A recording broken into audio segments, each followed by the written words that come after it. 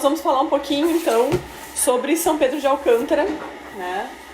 Que é esse santo espanhol que transitou bastante por Portugal também, acabou tendo muita fama na corte portuguesa, ali no começo do século XVI, tá? E que também motivou, nós temos 2 Pedros, imperadores, né? São Pedro de Alcântara, né? Inteiro. Não era por causa do sobrenome, tá? É por causa do santo mesmo. Bom, pode passar. Bom, Pedro de Alcântara, então, foi solicitado ao Papa Leão XII, tá? Que declarasse padroeiro do Brasil por Dom Pedro I, tá? Em 1826, logo ali 4 anos depois da independência. Tanto o Dom Pedro I quanto o segundo eram Pedro de Alcântara, por causa do santo, tá? E com a proclamação da República em 1889, entretanto, a devoção passou a ser mal vista no Brasil porque fazia referência aos imperadores, né? E a Nossa Senhora Aparecida, então, foi alçada a padroeira do Brasil, oficialmente, depois da República, apesar dela também já ter uma devoção longínqua no país, tá? E ser uma Imaculada Conceição, que é uma devoção portuguesa também há muito tempo, né? Inclusive os reis portugueses, depois de Dom João alguma coisa, não usam coroa por causa disso, né? Eles não usavam coroa porque a coroa era de Nossa Senhora. Então eles eram aclamados reis, quando eles morria um, o outro era aclamado e a coroa era colocada do lado, mas nunca na cabeça do rei, tá? Depois dessa que Dom João daí entrega a coroa à Nossa Senhora, tá? A Imaculada Conceição. Muito bem. Mas, então, quem foi esse santo, né? Que é hoje co-padroeiro do país e que pouca gente sabe, né? Apesar de ter toda essa história aí com o Brasil. Pode passar. Então, Pedro de Alcântara, na verdade, nasceu Juan de Garabito e Vilela de Sanabria, tá? Em 1499, tá? Em Alcântara, na província de Cáceres, na Extremadura, na Espanha. Tá? O seu pai era governador da região de Alcântara e sua mãe era também de família nobre, então ele não era uma pessoa pobre, assim, né? Ele estudou, tá? Ficou órfão de pai e o seu padrasto mandou ele terminar os estudos, então, em Salamanca. Só que ele mal chega em Salamanca ali, ele decide, então, tomar o hábito religioso dos franciscanos, tá? Então, com 16 anos, ele se junta aos franciscanos, pode passar, num convento que ele mesmo escolheu, tá? Que é o mosteiro de Majarretes, que é umas montanhas entre a Espanha e Portugal em 1515. E ele escolhe esse mosteiro em específico por ser um lugar de grande espírito de penitência e vida rigorosa. Então, desde adolescente, logo que ele decide tomar os hábitos, ele sempre teve esse pensamento de que a vida religiosa estava muito assim, laxa, né? Muito desleixada nessa época. Vocês têm que lembrar que aqui nós estamos na iminência ali da Revolução Protestante, da Revolta Protestante, né? Então nós estamos aí com essa geração que também vem nessa época de santos todos e da Contra-Reforma depois e todas essas coisas, tá? Então nessa época surgem grandes santos exatamente para fazer com que a vida religiosa e a doutrina seja aplicada de forma como ela deveria ser, às vezes mais rigoroso, porque tinha ficado muito, né, assim, fácil, digamos, tá? Então, aí ele toma o nome de Pedro, né? Ele vai, então, para esse mosteiro aí. Bom, a fama dele enquanto ali noviço, digamos assim, que ele era um pouco distraído, ele fez várias coisas no mosteiro, ele passou quase um ano sendo não o cozinheiro, mas quem organiza as refeições, e nesse ano diz que ele não serviu nenhuma vez fruta para os irmãos. E aí, ele disse, mas aqui eu não sei onde que estão as frutas. Aí, tipo assim, tá nas árvores, do lado ali, era só pegar, tá? Mas ele sempre teve um grande sentido de mortificação, tá? Então, desde jovem, desses 16 anos que ele entrou para o mosteiro, ele tinha uma grande mortificação com o alimento, então ele podia comer qualquer coisa, não tinha muito problema, e dizem que parecia que ele tinha até perdido o paladar, porque teve vezes que ele tomou vinagre como sopa fosse, né? Então, assim, ele não tinha muito problema com isso. E também o sono, ele foi cada vez dormindo menos, tá? Uma pele sobre o chão apenas, um pelego lá, tá? Ou então sentado com a cabeça encostada num pedaço de madeira, assim, tá? E até no fim da vida, quando ele encontra com Santa Teresa, ela escreve muito sobre São Pedro de Alcântara, né? Ela mesma conta isso no livro das memórias dela, que ele não dormia, basicamente, né? Estava sempre em adoração, em oração, e comia uma vez a cada 3 dias, assim, era uma coisa bem... Assim, não tinha essas necessidades nesse jeito, tá? Bom, então já disse que no final da vida já não dormia, ou 1 ou 2 horas sentado, tá? Mas ele não é que ele não dormia porque ele estava no WhatsApp, né? Ele não dormia porque ele estava rezando, né? Ele estava em contemplação, né? E assim ele, então, vira o padroeiro. Ele é o padroeiro da adoração noturna do Santíssimo, né? Então, todo mundo que vai fazer adoração noturna, ali ficar muito tempo acordado para isso, pede uma forcinha para São Pedro de Alcântara, para não dormir, não dar aquelas piscadas, né? Pode passar. Muito bem. Já antes dos 22, ele nem era sacerdote ainda, ele já foi enviado para fundar um mosteiro em Badajoz, tá? Onde ele ficou como superior por 3 anos e aí então ordenado em 1524, tá? Com 25 anos, e foi imediatamente enviado para a pregação, para pregar, tá? Porque ele tinha estudo, né? Ele sabia ler muito bem e escrever muito bem, e tinha começado seus estudos em Salamanca, embora não tenha continuado. Então ele era uma pessoa que conseguia organizar isso, tá? E logo em seguida já foi enviado a pregar. Tem que lembrar também que nessa época, na Itália, 2 italianos, que eu esqueci o nome agora, mas eram freis franciscanos, fizeram a reforma dos capuchinhos, né? Que também é uma reforma para deixar a coisa mais austera, né? Os capuz e coisa e tal. E São Pedro de Alcântara, nessa época, e quando tudo estava acontecendo, ele meio que fez a mesma coisa, né? Mas a gente já vai chegar lá. Mas é para lembrar que os capuchinhos são franciscanos, né? De uma regra um pouco mais rígida. Então tinha o dom da ciência infusa e do conhecimento das coisas espirituais, de modo que sua pregação deu muito fruto na região da Extremadura e chamou a atenção de reis, né? Do Carlos I, na própria Espanha, que chamou o Frei, então, para a corte, e ele não foi, né? Ele disse que estava fazendo coisas e tal, e que se Deus permitisse, ele voltaria, mas ele iria, mas se não, não iria. E mesmo não indo de volta, lá depois, né? Porque o rei chamou, ele foi, mas não ficou na corte. O rei, não conhecendo ele, disse que estava tudo certo, era isso mesmo, então inclusive ainda ficou mais impressionado com o desprendimento dele, né? Porque é aquela coisa, imagina, o cara ser chamado a ser confessor do rei e tal, né? Pode passar. Bom, mas Dom João III também chamou a corte, isso em Portugal. E lembrar que nessa época, assim, apesar de existirem os reinos todos já, né? Ali as pessoas transitavam um pouco mais fácil, principalmente os religiosos sempre transitaram fácil, né? Fácil. Então o que acontece? Ele vai até a corte de Dom João III, lembrar que Dom João III então era filho de Dom Manuel, né? Dom Manuel foi o rei de Portugal durante o reinado dele foi descoberto o Brasil, né? E foi Dom João III que durante o seu reinado também criou o sistema de capitanias hereditárias e começou a desenvolver o Brasil de uma forma mais séria, né?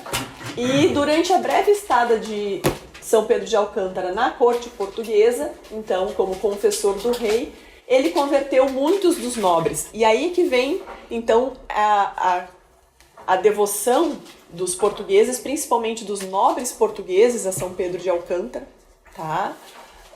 Por causa dessa coisa da conversão dele, dos nobres da corte, né? E ele é uma pessoa para quem a gente pede intercessão pela conversão dos governantes, né? O que é uma coisa interessante, porque foi o próprio governante que instituiu como padroeiro do país, né? Dom Pedro I. Então, tá aí mais uma coisa que vocês podem fazer, pedir para Dom Pedro, para São Pedro de Alcântara, no caso. Fazer de volta Dom Pedro. Dom Pedro. Olha, eu vou dizer, alguns dos milagres de São Pedro de Alcântara foi ressuscitar os mortos, né? Ele pelo menos 6. Então, se tu pedir assim, de repente, bastante, talvez. Né? Muito bem. Bom, então ele ficou ali na corte portuguesa durante alguns anos. E em 1538 ele volta à Extremadura convencido de que ele tem que fazer a reforma dele. Tá? Ele volta como provincial dos frades do Distrito Observância de São Gabriel. Tá? E aí ele tenta, nessa época, botar a regra dele. Já era estrita observância, ele ia fazer uma coisa mais restrita ainda. E, obviamente, encontrou muita resistência por causa do bispo da região, que não achou aquilo ali bacana. Isso aí vai espantar as pessoas, imagina e tal. Então, o que ele faz? Pode passar. Ele pega e vai... Tá, isso aqui é depois, mas... Ele pega, então, e vai até Roma, a pé. Passa a ver onde é que tá essa pedaço, se eu invertir. Não. Não tá aí. Onde é que tá? Volta. Eu não li, então.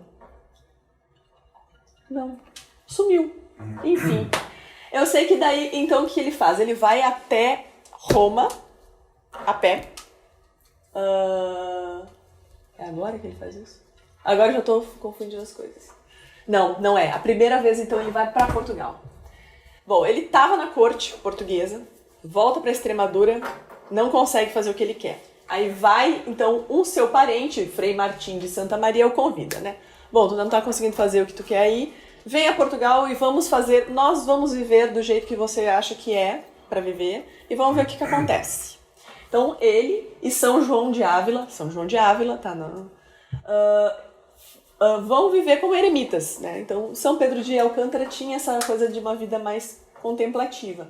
Eles vão viver como eremitas ali na região das Arrábidas, que é umas montanhas, né, ao sul de Lisboa, na Foz do Tejo. E logo que começa a ter fama, assim, vai um monte de gente querer viver com eles, né, também como franciscanos ali naquela região. Bom, o rei, como já então, como já conhecia São Pedro de Alcântara, né, porque Portugal sempre teve essa coisa do rei ter um certo poder sobre a igreja, né, ajuda ele nisso e ele começa a fundar pequenos mosteiros na região e o mais famoso, tá lá até hoje, é o convento de Nossa Senhora de Arrábida, pode passar, que é esse aqui, tá? Essa coisa toda aqui, tá? Numa região linda, maravilhosa, né? Foz, assim, é muito bonito, pode passar. Essa é a igreja, tá? Então, assim, esse é o mais famoso, mas nessa região, como era uma coisa de eremitas, tem vários pequenas ermidas onde eles ficavam, né? E eles conseguem, então, começar a regra do jeito que São Pedro achava, né, ali. Bom, pode passar.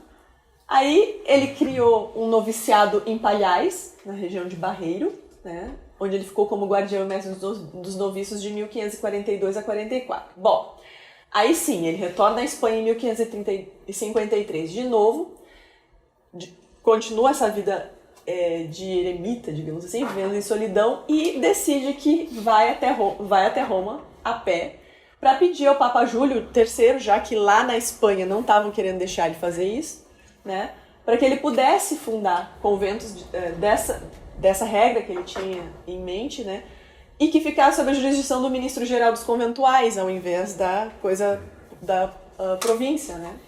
E ele consegue essa permissão, tá, e começa a fundar algumas comunidades, e em 1555, então, escreve as regras alcantarinas, né, dos frades menores capuchinhos. Então, ele é franciscano, dos capuchinhos, que já é uma reforma, e faz uma outra reforma ainda, mais restrita ainda. A regra era assim, a cela deles era metade do tamanho do que já era a cela dos capuchinhos. Então, você vai em conventos dos capuchos em Portugal, é uma coisa assim, dá pra ficar sentado no chão. Não é nem pra esticar as pernas, é uma coisa tipo bem restrito mesmo. Tudo muito pequenininho, muito rústico, né? E bem em lugares retirados. Assim, eu tive em um na Serra não é da Estrela, na Serra ali de Sintra, que é um convento dos capuchos, assim, que é escavado numa pedra, basicamente, tá? Então, assim, é bem estrito mesmo, tá? E essa reforma, ao contrário do que os bispos espanhóis pensavam, se espalha muito por Portugal e Espanha e funda-se um monte de conventos, né, dos frades. Pode passar. Bom, e aí em 1556, já depois de ter feito tudo isso, é que ele escreve o Tratado de Oração e da Meditação, tá? Que é esse livrinho aqui, se vocês puderem, vale a pena, tá? Em que ele ensina como ele faz para meditar, tem até umas coisas por dia, assim, né? Tem tipo uns exercícios como tem nos exercícios espirituais de Santo Inácio, tá? Então é muito interessante, tá? E foi lido, inclusive, por São Francisco de Sales e Santa Teresa, que consideram ele uma obra-prima da contemplação, né? E da oração. E no mesmo ano também, os conventos passaram a ser comissariados, né? E São Pedro como seu comissário. Então acaba vindo tudo para ele, que fica no controle dos seus conventos, e aí não precisa mais se reportar a ninguém. Pode passar. Em 1561, daí foi elevado à província religiosa mesmo, com o título de São José. E no ano seguinte ainda ganha mais 2 províncias. Então, muito bem que umas coisas cresceram bastante, tá? O de São João Batista, que era em Valência, e de São Simão, na Galícia, tá? Ele foi um grande encorajador da Reforma Carmelita, proposta por Santa Teresa d'Ávila, tanto que nem eu disse para vocês, muitas coisas que a gente sabe sobre São Pedro de Alcântara foi ela quem escreveu, né? De tê-lo conhecido já com quase 60 anos ali, 1559, por aí, tá? E a carta dele para ela, do dia 14 de abril de 1562, foi que lhe deu ânimo para fundar, então, em agosto, o primeiro convento com as regras das descalças. Tá? Então ele escreve para ela dizendo assim, olha, eu fiz o mesmo, né, na minha época, ninguém queria saber, eu queria uma regra mais estrita, e, né, eu fui e fiz, e deu certo. Eu acho que tu tinha que fazer o mesmo. Então, muitas das coisas que sabemos dele encontramos mesmo nas memórias da Santa Teresa d'Ávila. Então, se vocês forem ler, vocês vão encontrar. E tem muitas pinturas retratando a amizade entre os dois, né? Esse aqui é ele conversando com ela, né? Pode passar. O próximo é ele mostrando, né, o céu para ela, como seria e tal. E a que eu mais gosto é essa aqui, porque quando ele morre, então Teresa o vê já na glória, né, dos céus. E ela sempre achou que ele fosse muito santo, né? E ele tinha essa coisa de santidade. E vocês vão ver sempre que ele está sempre retratado com um hábito todo rasgado. Ele era realmente, ele não estava nem aí para as coisas do mundo. Assim. Pode passar. Bom, Santa Teresa então escreve que ele podia ficar sem comer nem dormir por dias, era frequentemente encontrado em êxtase levitando enquanto rezava, tinha o dom de profecia, fazia milagres portentosos como ressuscitar pessoas, né? Tem relatos de 6 casos que ele ressuscitou as pessoas. Tinha o dom da bilocação e vários outros prodígios. Tá? Ela também, quando assistiu a ele celebrando uma missa, ouviu sendo assistido por São Francisco como diácono e Santo Antônio como subdiácono. Só. Tá? Então, assim, realmente, né? Seus irmãos franciscanos. Bom, e Pedro então vai morrer num mosteiro em Arenas, na província de Ávila, né, na velha Castilha, tá? Enquanto rezava de joelhos no dia 18 de outubro de 1562, com 63 anos de idade. Então ele viveu bastante tempo, apesar de todas essas coisas de não comer, de não dormir, né? E 18 de outubro, tá? Muito bem. Foi beatificado dia 18 de abril de 1622, tá? Pelo Papa Gregório XV e canonizado 28 de abril de 1669 pelo Papa Clemente IX. É padroeiro do Brasil desde 1826, também é padroeiro da adoração eucarística noturna e da região de Extremadura, que foi onde ele fez os seus conventos, tá? Desde 1962, do aniversário dos 400 anos, né, da morte de São Pedro. Sua festa no calendário tradicional era dia 18 de outubro, apesar dele ter falecido dia 18, né, entrado nos céus dia 18, porque coincidia com a festa de São Lucas Evangelista. E no calendário tradicional, eles tinham esse cuidado de não colocar nenhum santo, muitos santos no mesmo dia. Bom, quando teve a reforma do calendário, essa festa foi retirada, porque se julgou que São Pedro de Alcântara era uma coisa muito regional para você estar no calendário da igreja. Mas o que isso fez foi abrir, então, a possibilidade que nos lugares onde ele é celebrado, se celebre no dia mesmo, dia 18. Tá? Então, aqui no Brasil, a gente deveria, então, celebrá-lo, São Pedro de Alcântara, no dia 18 de outubro. Tá? Que esse seria o dia da sua entrada no céu. Muito bem, pode passar. Aqui é o santuário de São Pedro de Alcântara, tá em Arenas. É uma cidadezinha bem pequenininha, o santuário é um pouquinho isolado, porque é onde era o mosteiro. Né? Pode passar. Esse aqui é o altar com os restos mortais de São Pedro de Alcântara, né? Inclusive, eu não sei se foi Santa Teresa quem foi que teve uma visão de que ele teria um sepulcro glorioso, né? E fizeram toda essa coisa de mármore, não dá pra ver direito, mas é bem bonito, assim, relevo. Sepulcrum eius gloriosos, que é o sepulcro glorioso que ele ia ter, né? E aqui o pessoal celebrando lá. Pode passar?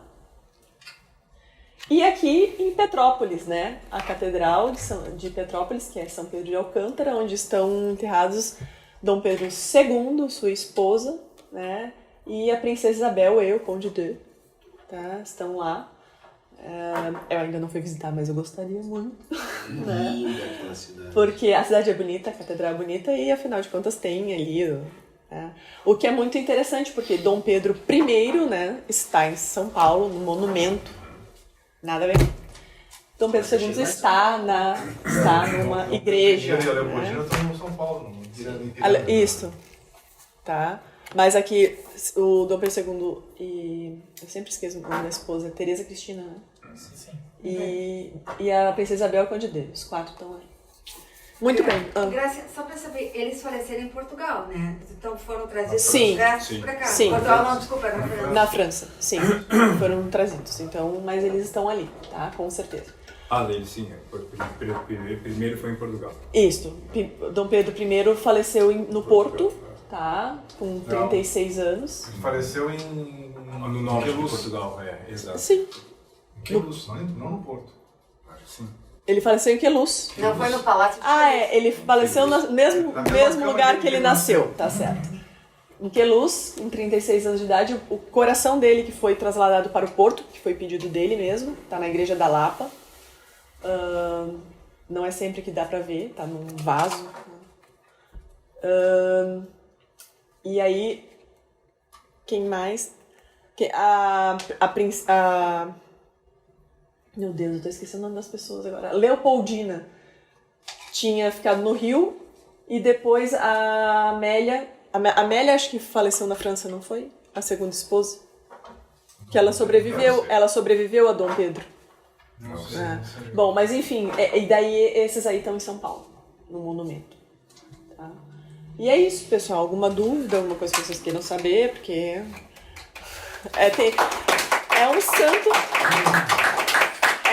que tem poucas coisas assim sobre ele, porque era uma época que as pessoas não tinham muito.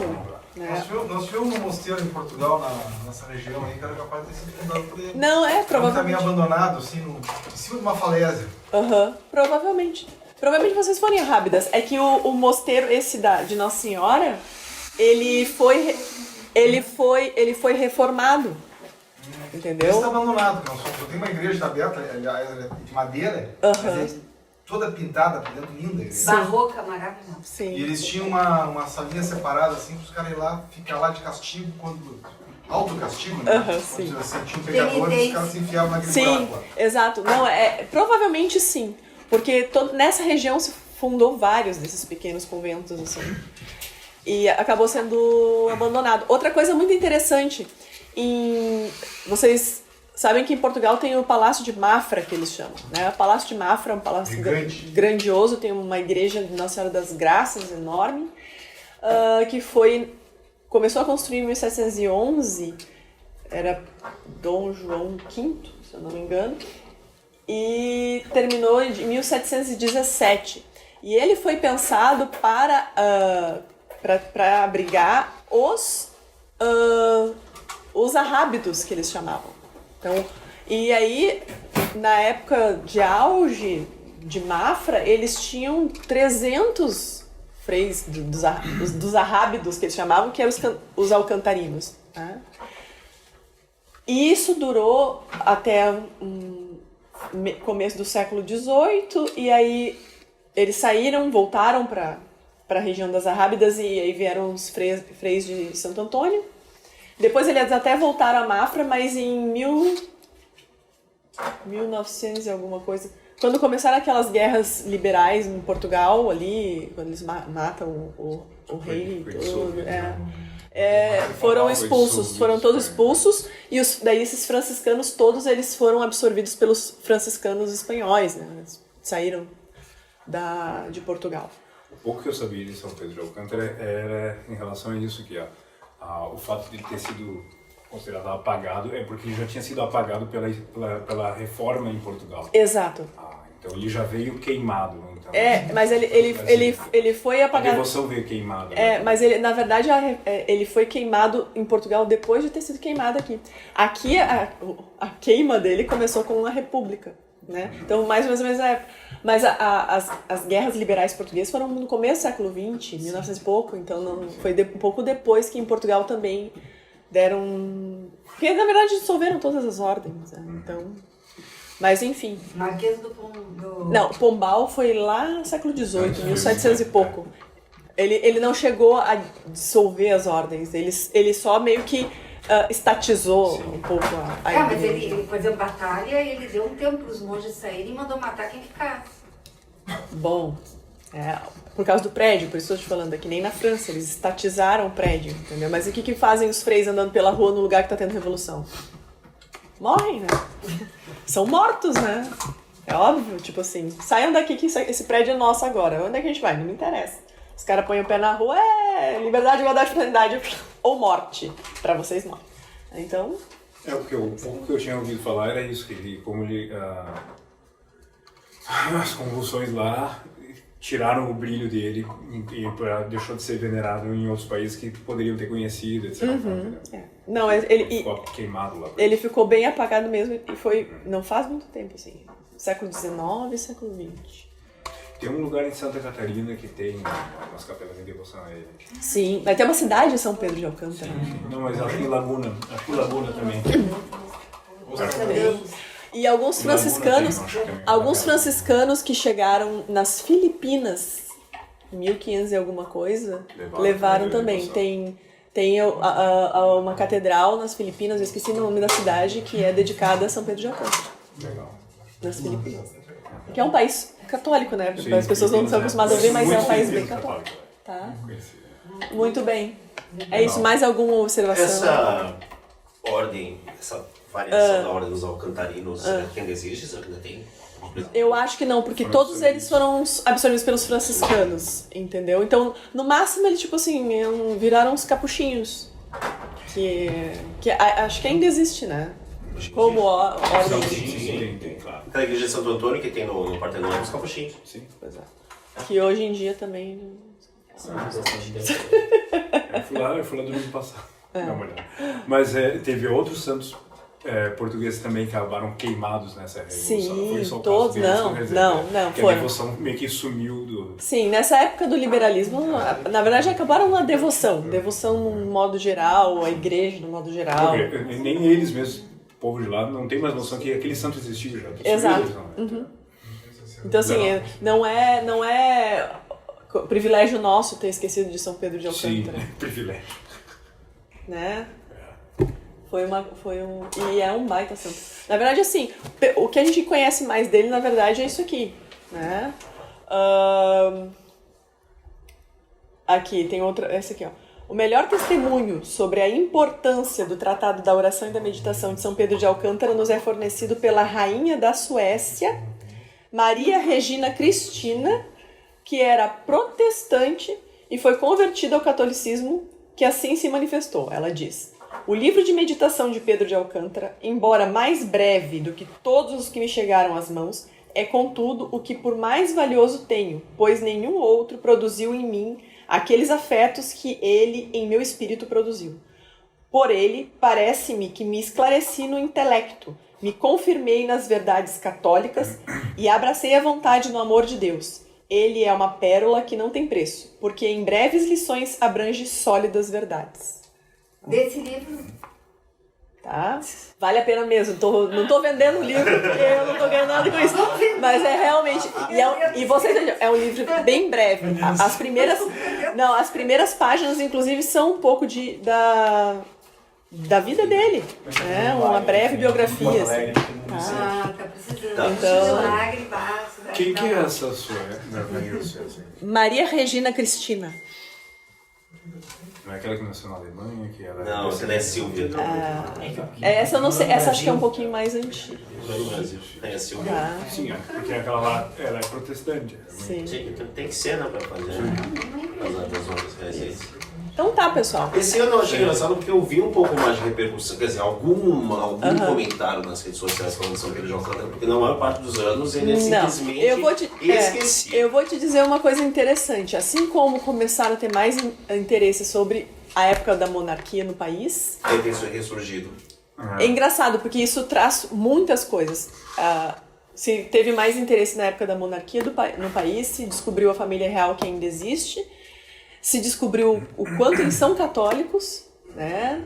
Ao contrário de uma boa parte que era maçom dos portugueses e coisa e tal. E se descobriu de novo São Pedro de Alcântara e outras coisas. Então, assim, toda essa parte de resgate da monarquia brasileira e da verdadeira história de como ela foi, tá trazendo muita coisa boa, assim, inclusive essa parte dos santos e da devoção católica, né? Eu arrumei até figurinha de São Pedro de Alcântara. Nossa, viu? Olha aí, ó. Então, assim, realmente, mas é bem... Se vocês puderem, depois quiserem ler, vale a pena. Deve ter PDF, né? Faz sentido. Era o pessoal ligado ao meio da promoção da monarquia que comentou isso, que muitos santos acabaram queimados. Exato. E foi bem na época também que derrubaram também a monarquia lá. Derrubaram aqui, derrubaram lá. E com isso foi embora todas as tradições que tinha. Beijão duplo, eu penso que o beijão duplo devia ser mais bem cuidado pelos católicos brasileiros. Daí você tem Nossa Senhora Aparecida, tem São Pedro de Alcântara, tem São Rafael, que o Brasil foi consagrado a ele, né? Sim. Mas tem Dia das Crianças. Tem Dia dos Professores. Tem uma cor, né? Qual é a cor? Setembro, outubro, não sei o que. Outubro rosa. Outubro é rosa. Tu lembrou? Agora é setembro, não sei o que. Dia do orgulho gay. Não, mas é junho, se eu não me engano. Bom, mas enfim, é isso, pessoal. Legal. Tá?